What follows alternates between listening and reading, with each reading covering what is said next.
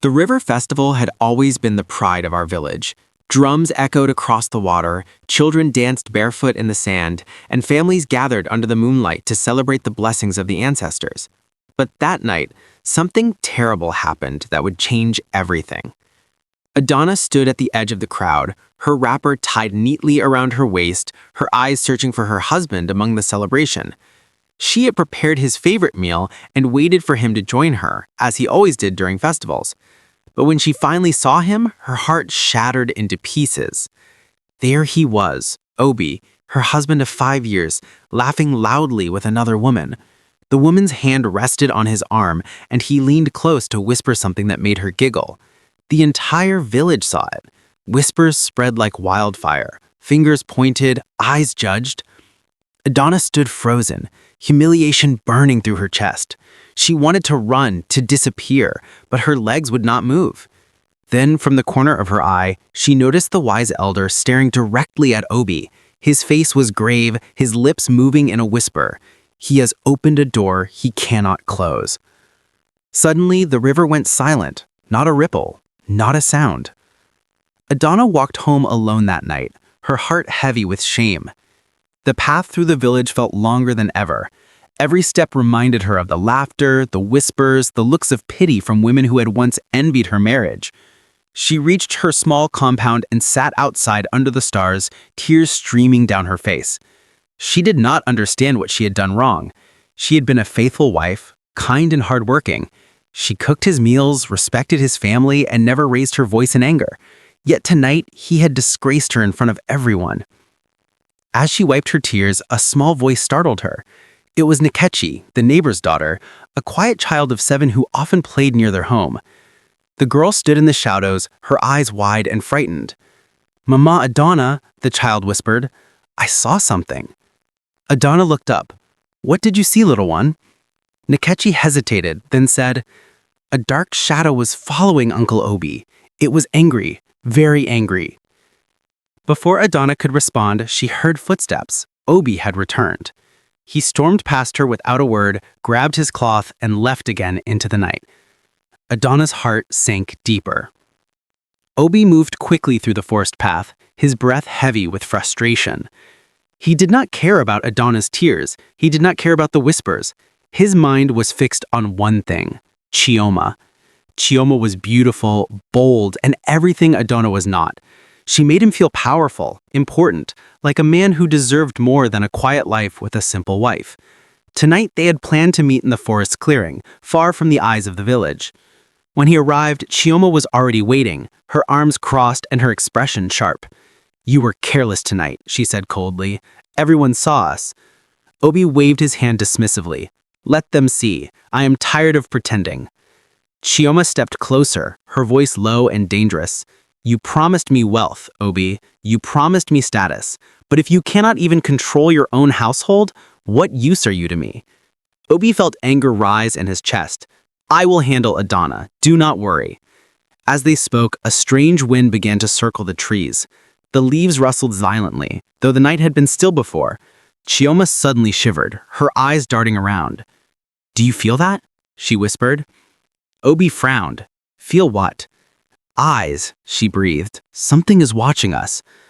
At dawn, Adanna awoke to the sound of knocking. She opened the door to find the wise elder standing there, his staff in hand and his face lined with concern. "May I come in, my daughter?" he asked gently. Adanna nodded, her heart pounding. The elder rarely visited anyone's home unless something serious had happened. He offered him water, but he waved it away and sat down slowly. "I have seen things in the night," he began, his voice quiet but firm. "I have seen betrayal. I have seen a broken vow, and I have seen a curse beginning to move." Adanna's hands trembled. "A curse, elder?" He nodded. "Your husband has dishonored you before the ancestors. The river spirits are watching. They protect women who walk in peace and humility, and they punish men who betray such women without cause." Tears filled Adanna's eyes. "What should I do?" The elder reached into his pouch and pulled out a cowrie shell. He held it in his palm, whispering a prayer. Then he placed it on the ground between them. "Stay calm," he said. "Keep your heart pure. Do not seek revenge. The ancestors will handle this." As he spoke, the cowrie shell on the ground slowly turned blood red. The elder's face grew grave. It has begun. The marketplace was the heart of the village, where women sold vegetables, men traded goods, and gossip spread faster than fire. That morning, Adanna walked through the stalls with her head held high, though her heart was breaking. But the whispers followed her like shadows. Did you see her husband at the festival? Shameless. Poor woman, she cannot even keep her man satisfied. Maybe she is cursed. No children, no respect. Adanna kept walking, pretending not to hear, but the words cut deep. She stopped at a stall to buy yams, and the seller, an older woman, looked at her with pity. You should leave him, the woman whispered. A man like that will never change. Before Adanna could respond, she heard loud laughter. She turned and saw Obi walking through the marketplace with Chioma by his side. He walked proudly, as if he owned the world, while Chioma clung to his arm, smiling wickedly at the women who stared. The marketplace fell silent. All eyes turned to Adanna. She stood frozen, humiliation burning through her like fire. Suddenly, a hawk screeched loudly overhead. It circled once, twice, then dove low over Obi's head. The entire marketplace gasped. The hawk screeched again and flew away. The silence that followed was deafening. That night, Adanna could not sleep. Her mind replayed the events of the day, the whispers, the humiliation, the hawk. She lay on her mat, staring at the ceiling, wondering if she had the strength to endure this pain. Finally, exhaustion overtook her, and she drifted into a deep sleep. In her dream, she found herself standing at the riverbank. The water glowed softly under the moonlight, and the air was filled with a gentle hum. Then, from the river, a figure emerged. It was a woman, tall, radiant, wrapped in a cloak of shimmering light. Her face was kind, her eyes ancient and wise. Do not be afraid, Adanna, the spirit said, her voice like a song. I am the river spirit, and I have watched you. You have been wronged, but you have remained gentle. You have been humiliated, but you have kept your heart pure. Adanna fell to her knees, tears streaming down her face. What should I do, Great One? The spirit smiled. Remain gentle. Your peace is your weapon. Trust in the ancestors. They will do what you cannot.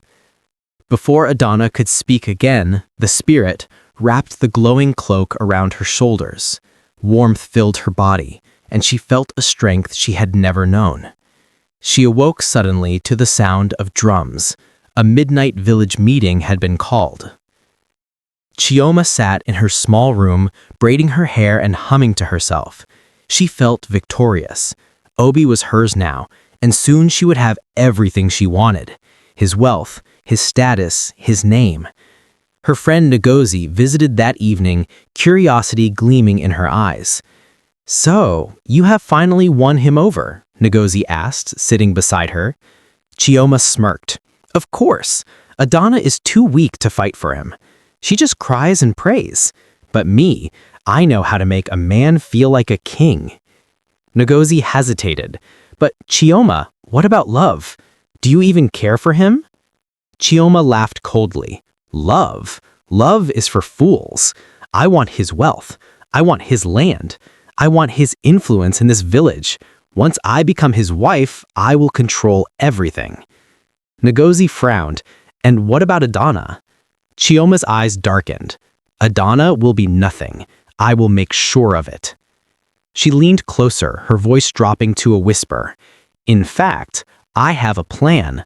A rumor that will destroy her completely. Once people believe she is cursed and barren, Obi will have no choice but to send her away. Ngozi looked uneasy, but Chioma only smiled, her heart as cold as stone.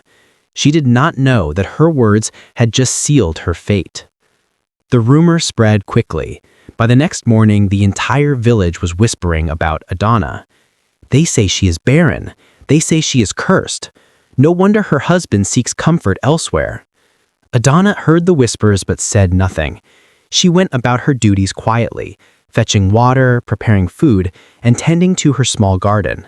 She refused to defend herself, remembering the words of the river spirit, "Your peace is your weapon." But Obi grew colder. He no longer spoke to her. He no longer ate her food. He spent his nights away from home, returning only to sleep, and even then, he slept far from her. One evening, little Nkechi came running to Adanna, tears streaming down her face. "Mama Adanna," she cried, "I had another dream." Adanna knelt down, holding the child's hands. "What did you see, little one?" Nkechi trembled. "I saw a spirit standing over Uncle Obi. It was very angry. It said, 'He has ignored every warning. Now he will know consequences.'" Adanna's heart tightened. She hugged the child close, whispering a prayer. That night, Obi's yam farm, the pride of his wealth, began to rot. Every single plant turned black and withered. Workers fled in fear, claiming they saw shadows moving among the crops. Obi stood in the middle of his ruined farm, his hands trembling with rage and confusion. Just days ago, his yams had been healthy and strong. Now they were nothing but rotting stalks, blackened and foul-smelling. The workers refused to return. They whispered about shadows, about strange sounds in the night, about a curse that had fallen upon the land. Obi tried to dismiss it as a coincidence, but deep down, fear began to creep into his heart. He hired new workers, but they too fled after only one day, claiming the land was cursed. That night, as Obi lay on his mat, he heard it. Whispers, soft at first, then louder. They called his name. Obi, Obi, Obi. He sat up, his heart pounding. The room was empty. The whispers stopped, but when he lay back down, they returned, circling him like wind. "Obi, you have been warned." He jumped to his feet, sweat dripping down his face. "Who is there?" he shouted, but there was no answer, only silence. He did not sleep that night, and when morning came, his hands still trembled. He told no one about the whispers, but fear had taken root in his heart. Adanna walked to the riverbank that morning to fetch water, as she did every day. The path was quiet, the air cool and fresh. As she knelt to fill her clay pot, she heard a soft groan. She turned and saw an elderly man lying on the ground, clutching his side. His clothes were torn, and his face was pale with pain. "Help me," he whispered weakly. Without hesitation, Adanna rushed to his side. She helped him sit up, gave him water from her pot, and cleaned his wounds with strips of cloth from her wrapper. She stayed with him until his breathing steadied. The elderly man looked at her with gratitude. "You have a kind heart, daughter. The ancestors will remember this." As she helped him to his feet, something strange happened. The river behind them began to glow, a soft golden light that shimmered across the surface. The elderly man smiled knowingly. "You are favored. The river has chosen you." He placed his hand on her head and whispered a blessing. Then, as she watched in awe, a fish rose to the surface of the water, a large silver fish with scales that shimmered like stars. It looked at her, then disappeared beneath the water. Adanna stood frozen, her heart filled with wonder. Chioma had been watching Adanna from a distance. She saw the glow of the river, she saw the old man bless her, and she saw the fish rise from the water. Rage boiled inside her. How could Adanna, a woman so weak and quiet, be favored by the spirits? It made no sense. Chioma was beautiful, bold, and clever. She deserved favor, not Adanna. That evening, Chioma paced in her room, her mind racing. She could not let Adanna win. She would not let the spirits protect her. "I will find a way to destroy her," Chioma muttered to herself. "I will make sure she loses everything." She wrapped her shawl around her shoulders and slipped out of her compound. The night was dark, and the village was quiet. She walked quickly through the forest, her heart pounding with determination. Finally, she reached it, a hidden shrine deep in the trees where few dared to go. It was a place of dark magic, where desperate people came to seek revenge or power. Chioma approached the shrine, her hands trembling. She knocked on the wooden door. A voice from inside called out, "Who seeks the darkness?" Chioma swallowed her fear. "I do. I need your help." The shrine priest was an old man with hollow eyes and a voice like gravel. He studied Chioma carefully, his gaze piercing through her. "What do you seek?" he asked. Chioma stepped forward. "I want you to curse a woman. Her name is Adanna. She has taken what should be mine. I want her destroyed." The priest's face darkened. He shook his head slowly. "I cannot do that." Chioma's eyes widened in shock. "Why not? I will pay you anything." The priest stood, his voice firm. "You cannot fight a woman protected by the river. The spirits have chosen her. If I curse her, the curse will return to you tenfold." Chioma clenched her fists. "Then what can I do?" The priest looked at her with something close to pity. "You can do nothing. The man you seek to bind to yourself has summoned his own downfall. His betrayal has awakened consequences that even I cannot stop. Leave him now, or you will fall with him." Chioma's face twisted with anger. "I will not give up." The priest sighed. "Then you are a fool." As Chioma turned to leave, the priest called after her, his voice echoing in the night. "The river does not forgive those who harm the innocent." A council meeting was called the following week. The village elders gathered under the large baobab tree to discuss Obi's failing farm. It was strange, they said, for a man's land to rot so suddenly. Some whispered about witchcraft. Others spoke of a curse. Obi sat among them, his face hard with anger and shame. He had lost nearly everything. His workers had abandoned him. His crops were dead. And now, the entire village questioned his fortune. One elder spoke up. "Obi, you must tell us the truth. Have you offended someone? Have you broken a vow?" Obi's jaw tightened. He refused to admit any wrongdoing.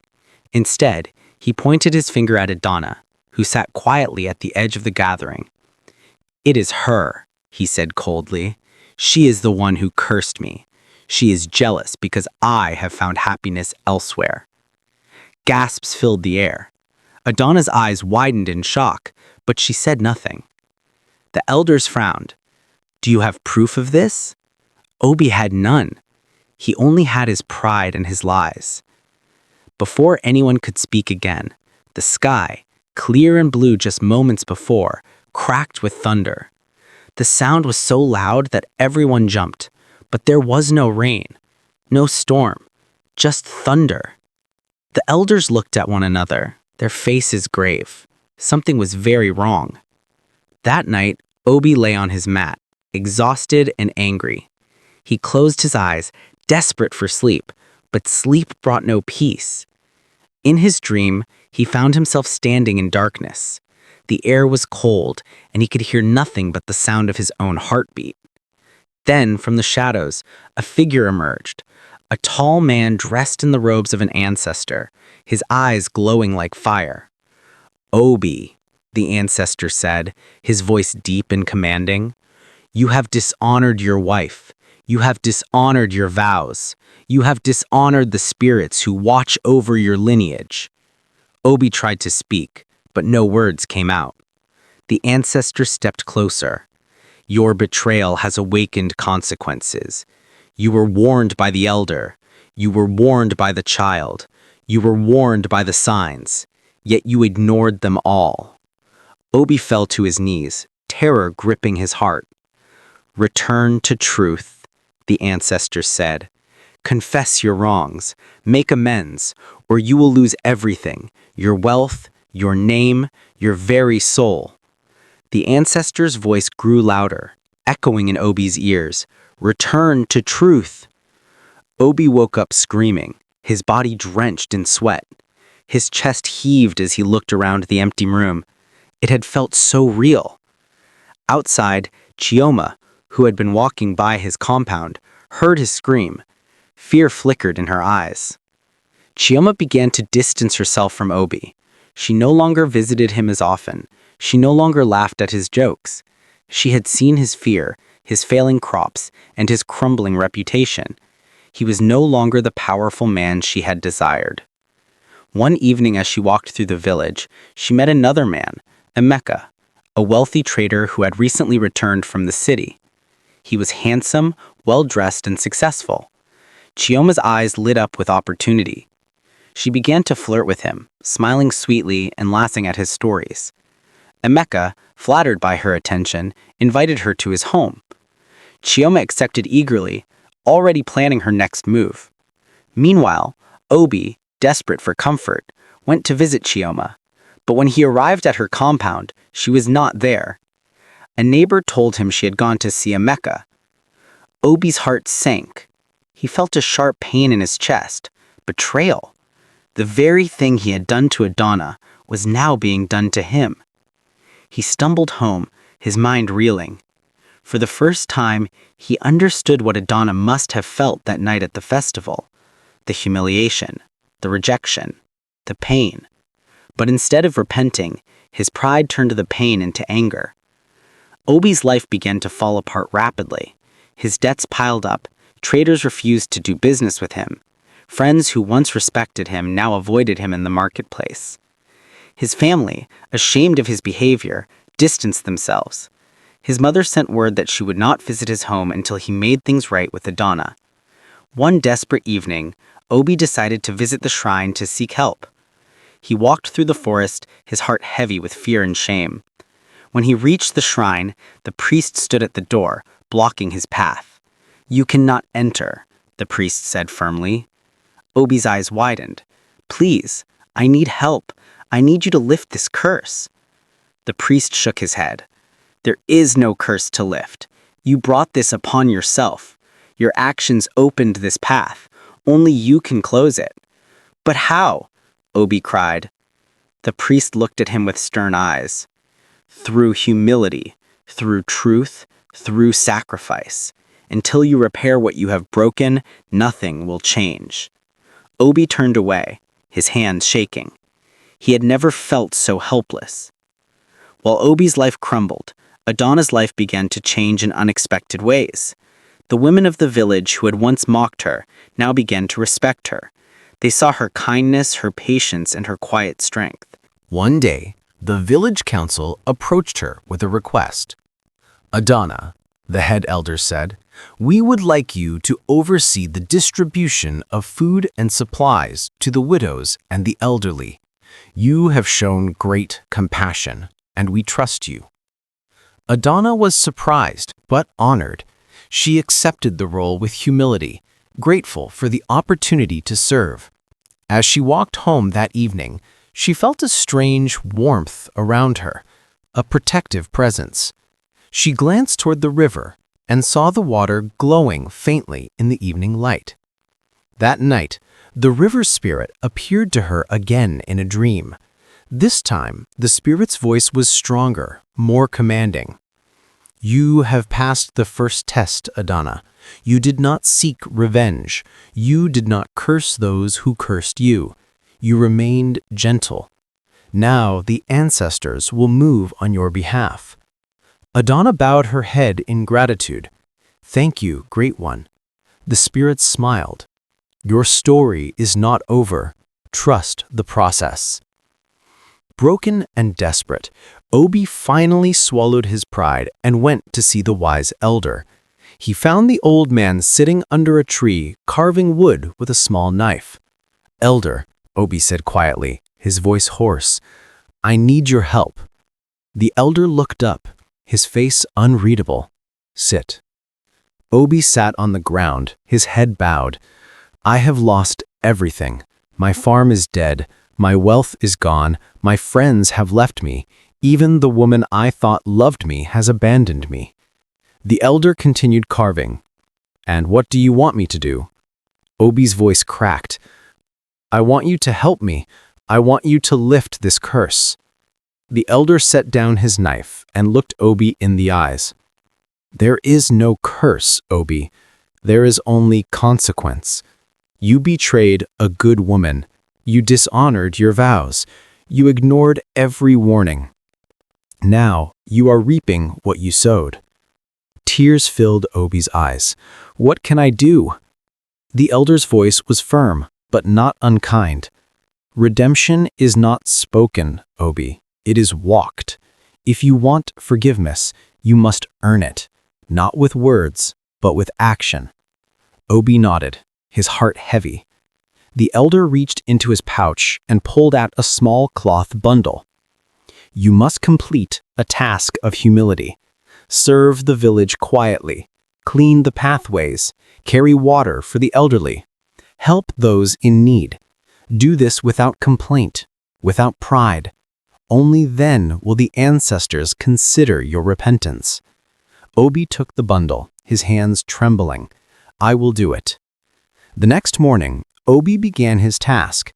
He woke before dawn and swept the village pathways. He carried water for the elderly. He helped repair broken fences. He did it all quietly, without drawing attention to himself. But the villagers noticed, and they mocked him. Look at the proud man now, they whispered, reduced to a servant. Maybe this is what he deserves. Obi heard every word, but he kept working. His pride screamed at him to stop, to defend himself, to fight back. But he remembered the elder's words, redemption is walked. Days turned into weeks. Obi's hands became rough and calloused. His back ached. His spirit was broken. But he did not stop. One afternoon, as he carried a bucket of water to an elderly woman's home, little Nkechi appeared beside him. She looked at him with wide, curious eyes. Uncle Obi, she said softly, the spirit is watching you. Obi stopped and looked down at her. What do you mean? Nkechi smiled. The spirit says you are learning, but it is not finished yet. Before Obi could respond, the child ran off, leaving him standing there with the weight of her words pressing on his heart. While Obi walked the path of humility, Chioma's life took a dark turn. She had successfully charmed Emeka, the wealthy trader, and believed she had secured her future. But Emeka was not a fool. One evening, as they sat together, Emeka asked her casually, "Tell me, Chioma, what happened to the man you were with before? Obi, was it?" Chioma laughed lightly. "Oh, him? He was nothing. I was only passing time." Emeka's expression grew cold. "So you use men for their wealth?" Chioma's smile faltered. "No, Emeka stood abruptly. "I have been asking around. Chioma, they say you are a schemer. They say you destroyed a marriage for your own greed. They say you have no heart." Chioma's face turned pale. "That is not true." Emeka looked at her with disgust. "I do not associate with women like you. Leave my home and do not return." Chioma tried to plead, but Emeka called his servants to escort her out. She left in shame, her head bowed, tears of humiliation streaming down her face. By the next morning, the entire village knew what had happened. Chioma, who had once walked proudly through the marketplace, now hid in her compound, too ashamed to show her face. Everything she had schemed for had collapsed. Months passed. Obi had completed his tasks of humility. He had served the village without complaint, and slowly some people began to see the change in him. But the true test still remained, facing Adanna. One evening, as the village gathered for a community meeting, Obi stood up. His voice was shaky, but his resolve was firm. "I have something to say," he announced. The crowd fell silent. All eyes turned to him. Obi walked to the center of the gathering, then turned to face Adanna. Slowly he knelt before her, his head bowed.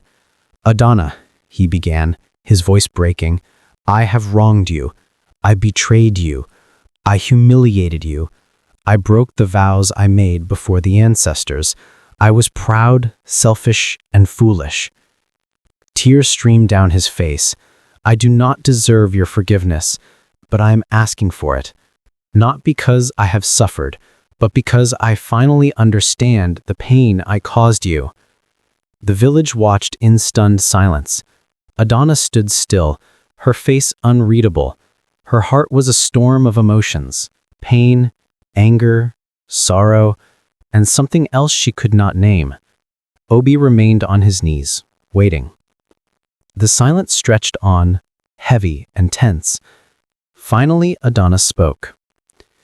"Obi, you have spoken words of apology, but words are easy. Words cost nothing."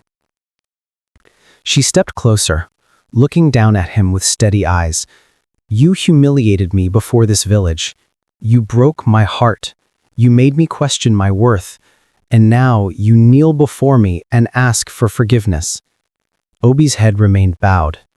Adanna continued, "I will not accept or reject you today. Instead, I will give you a challenge. Show me your transformation, not your tears. Show me through your actions that you have truly changed. Prove to me and to this village that your repentance is real." Gasps rippled through the crowd. No one had expected such wisdom from her. The head elder nodded in approval. "She speaks with the voice of the ancestors." Adanna turned and walked away, her head held high. Obi remained kneeling, his heart aching, but also filled with a strange of hope. He knew what he had to do. That night, a sudden storm swept through the village. The river roared and lightning split the sky. The villagers whispered that the spirits were still watching, still waiting. The next morning, the wise elder called Obi to his home. When Obi arrived, the elder's face was grave. "Sit, Obi," the elder said. "There is something you must know." Obi sat, his heart pounding. The elder took a deep breath. "The curse you believed was placed upon you, it was never cast by any human hand. It was triggered by an ancestral vow, a spiritual law that protects women who are wronged without cause." Obi's eyes widened. "What do you mean?"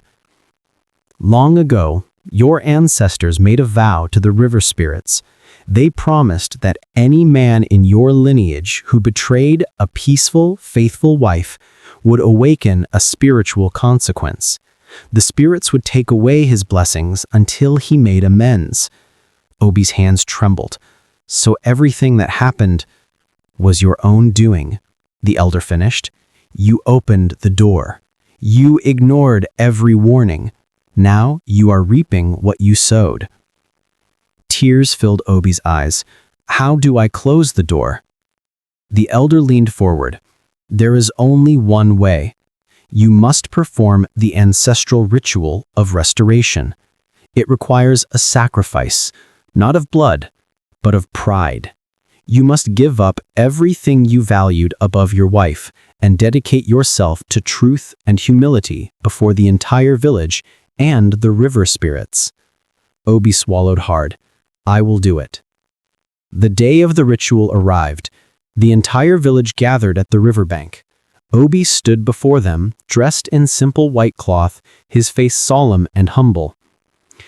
The wise elder led the ceremony, his voice strong and clear. "Obi, son of this village, you stand here today to seek restoration. You have walked the path of humility. You have served without complaint.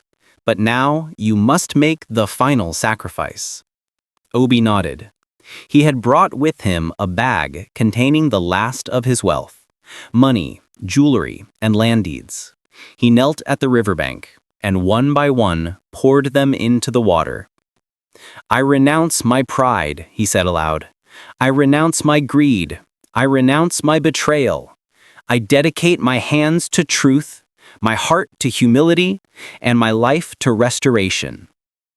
As the items sank into the river, the water began to glow, softly at first, then brighter. The villagers gasped. The light flickered, uncertain, as if weighing Obi's sincerity. Then, slowly, the glow steadied and grew stronger. The river spirit had accepted his sacrifice. The elder placed his hand on Obi's head. "The ancestors have heard you. But remember, restoration is not instant. It is a journey. Walk it faithfully. Obi bowed his head, tears streaming down his face. Weeks passed. Obi continued to prove his change through consistent actions. He helped rebuild homes damaged by storms. He worked in the fields alongside other farmers. He spoke with humility and treated Adanna with the respect she had always deserved. Adanna watched him carefully, her heart guarded but softening. She saw the change in him, not just in his words, but in his character. One evening, as they sat outside their compound, Adanna finally spoke. "Obi," she said quietly, "I have watched you. I have seen your transformation, and I believe you." Obi looked at her, hope flickering in his eyes.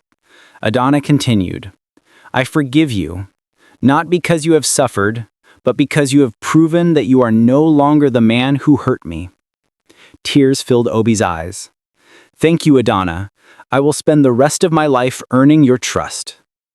That night, the river spirit appeared to Adanna one final time. The spirit smiled and said, "You have done well, daughter. Your forgiveness has broken the final chain. The village is now free." The elder later revealed the truth. The village's prosperity had always been tied to the spiritual integrity of its families. Obi's betrayal had begun to affect everyone. But through Adanna's grace and Obi's redemption, balance was restored. The village learned a powerful lesson. Trust destroyed by betrayal can only be rebuilt through truth, humility, and consistent sacrifice. And so Obi and Adanna walked forward, not as they were before, but as two souls reshaped by consequence and mercy.